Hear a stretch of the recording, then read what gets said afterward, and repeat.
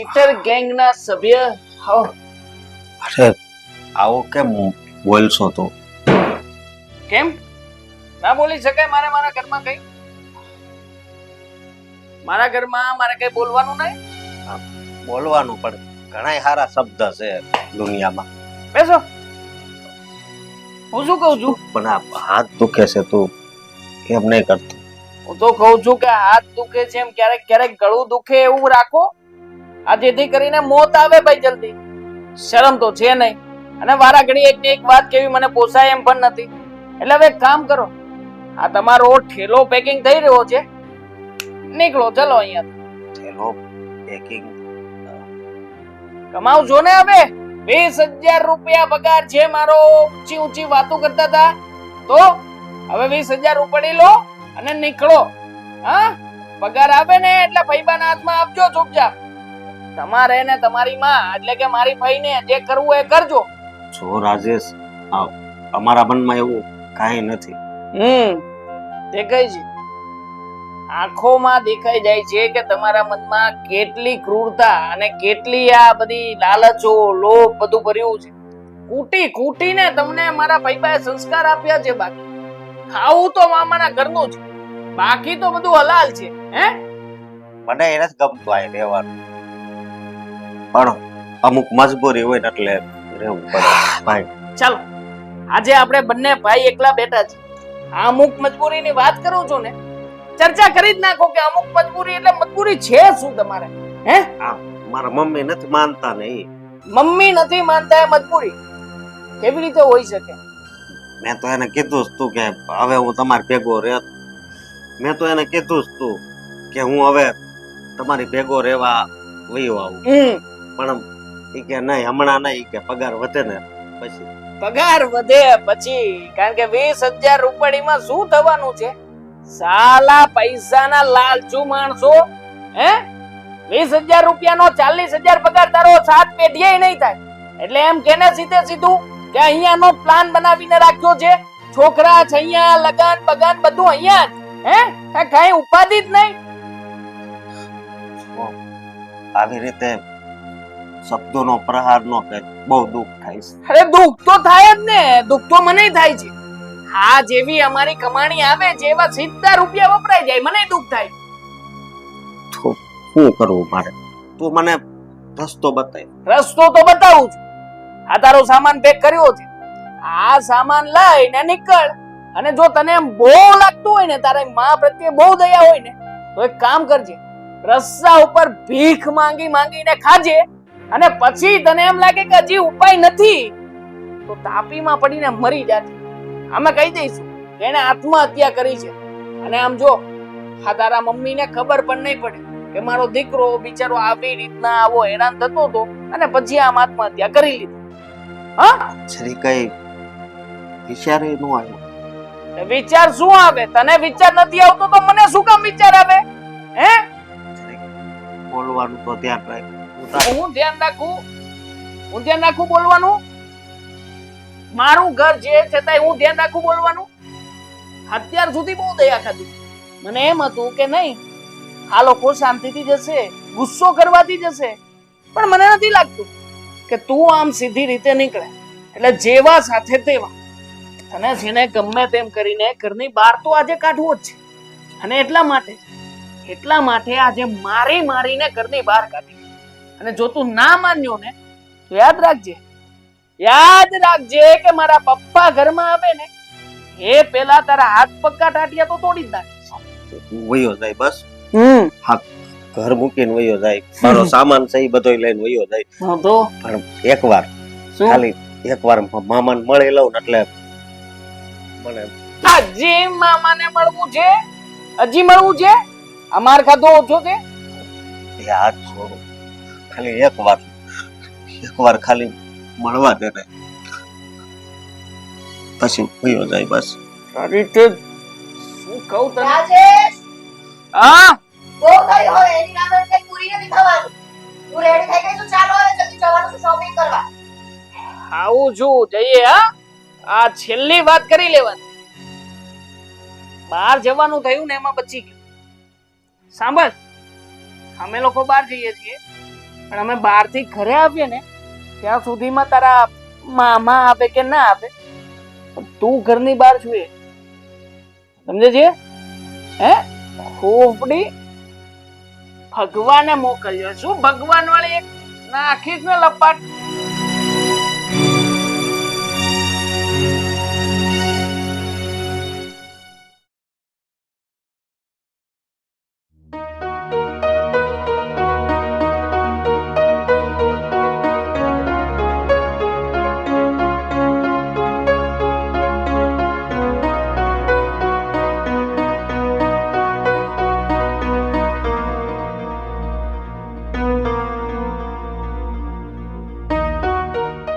સુધીર, આવી ગયા તમે? લો પાણી. ના, પાણી નથી પીવું. પાણી નથી પીવું? અને આમ ઉદાસ લાગો છો? કઈ તકલીફ થઈ છે? નહીં, તકલીફ તો કોઈ નથી થઈ. કોઈ તકલીફ નથી, કોઈ પ્રોબ્લેમ નથી, તો આમ ઉદાસ શું કામ છો? સરલા, તારી કોઈ વાતનો જવાબ અત્યારે મારી પાસે નથી. ઠીક છે, તમારી પાસે મારી આ વાતોનો જવાબ નહીં હોય ને તો કઈ નહીં, પણ એક વાત સાંભળી લેજો. આ તમારા ભાણેજને કહી દેજો કે આ ઘરમાંથી જતો રહે. હવે બહુ થઈ ગયું, હવે અમારાથી સહન નથી થતું.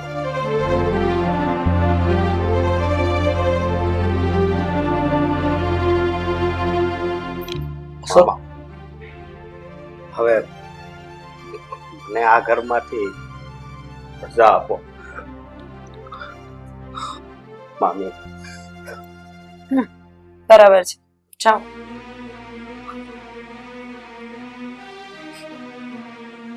હસો. અરે એમાં આટલું રડવાનું શું કામ છે? આ તમારો ભાણેજ કશે બીજે નથી જતો, એના ઘરે જ જાય છે. હા મામા, હું તમ તારે અહીંયા થોડા દીએ આટો મારવા આવે, તમને મળવા આવે. હજી થોડા દિવસ આવું છે. ભાઈ, તમને તો ખબર જ છે મને બ્લડ કેન્સર છે. હું તમારા હાથ જોડું છું, એવું ક્યારેય ના કરતા, નહીં તો મારો દીકરો અંદરથી તૂટી જશે.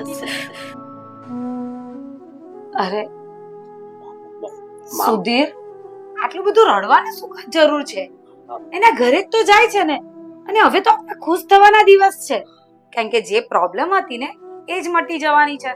અને હવે તો આપણા રૂપિયા પણ બચશે, એટલે હવે તો આપણે ખુશ થવું જોઈએ. હા મામા, રોવાનું નથી, સમજ્યા તમે?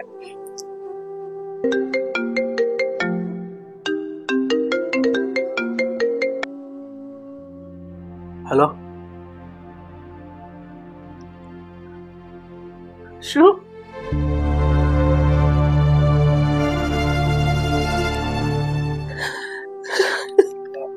મામા, સુધીર, મામા શું થયું?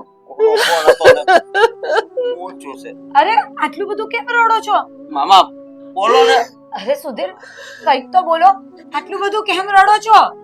અને કોનો ફોન હતો? હા, શું થયું? મમ્મી પપ્પા કેમ રડી રહ્યા છે?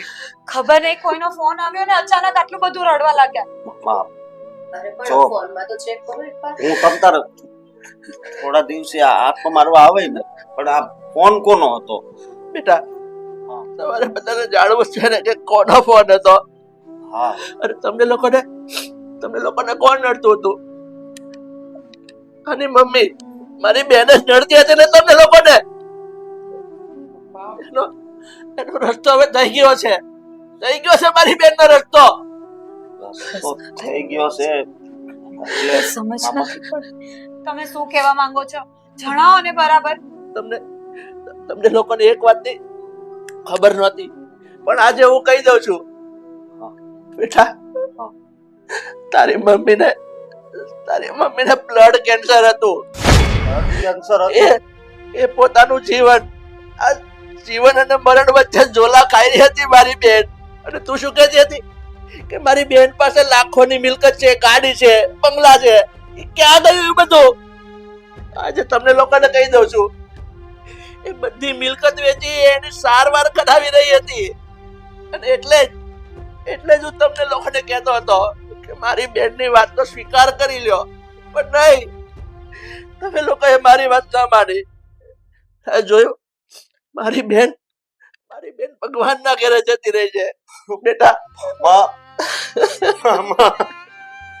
પણ સુધીર, તમારે આ વાતની મને તો જાણ કરાઈ ને.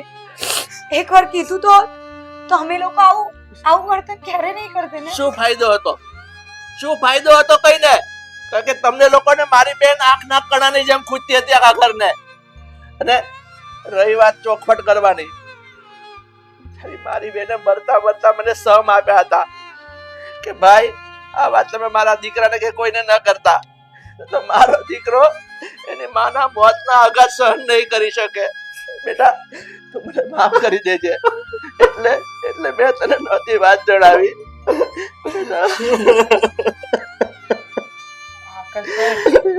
હિંમત રાખો, અમે લોકો બધા તમારી સાથે છીએ.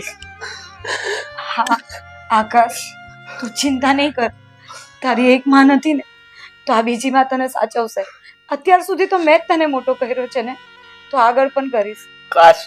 કાશ આ શબ્દો તે મારા બેનના મોઢે કીધા હોત ને, તો એના આત્માને શાંતિ થઈ હોત એના આત્માને. આજે મરતા આપણે તારા શબ્દો સાંભળતી ગઈ છે.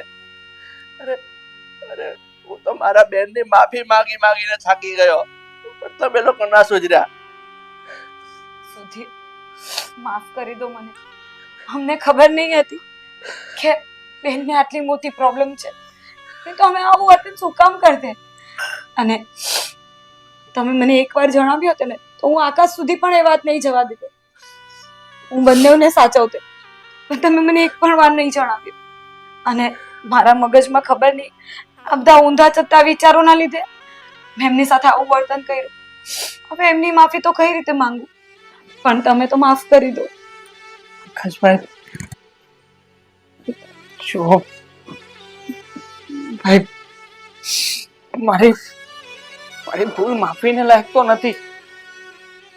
તમે મારા કરતા મોટા હતા, છતાંય ઘરમાં તમને કહેવાના ન કહેવાના બહુ અપમાન ભર્યા શબ્દો કહ્યા છે મેં. ભાઈ, એ શકે તો મને માફ કરી દો. માફી નો માંગવા ગળે મળવાનું હોય.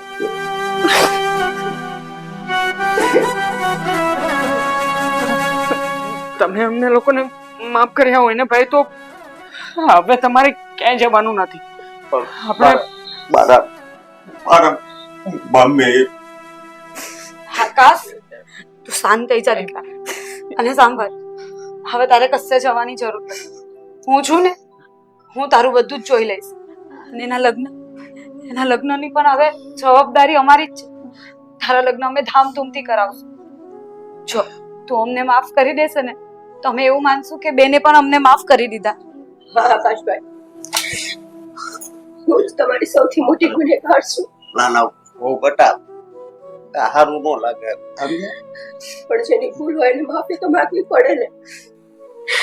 આ બધી ખોટી મગજમારી અને કંકાસમાં તમારા ઉપર એક માનો સાયો જતો રહ્યો. મને માફ કરી દેજો આકાશભાઈ, તમારાથી નાની સમજીને. પણ હા, હું વચન આપું છું તમને કે જ્યાં સુધી તમારા લગ્ન નહીં થાય, તમારી વાઈફ નહીં આવે, ત્યાં સુધી હું તમને ઊંચા અવાજે કોઈ દિવસ કોઈ શબ્દ નહીં કહું. તમારું બધું જ કામ હું કરીશ. મારા સગા ભાઈની જેમ, મોટા ભાઈની જેમ હું તમને રાખીશ. પણ આ ઘર છોડીને તમે ક્યાંય નહીં જતા. નહીં તો ઘર છોડીને હું ક્યાંય નહીં જાઉં. તમતા આપણે કોઈ હા બેટા, અત્યારે આપણે ફઈના ઘરે જવાનું છે બધાએ, પણ એને અંતિમ ક્રિયા તો કરવી પડશે ને.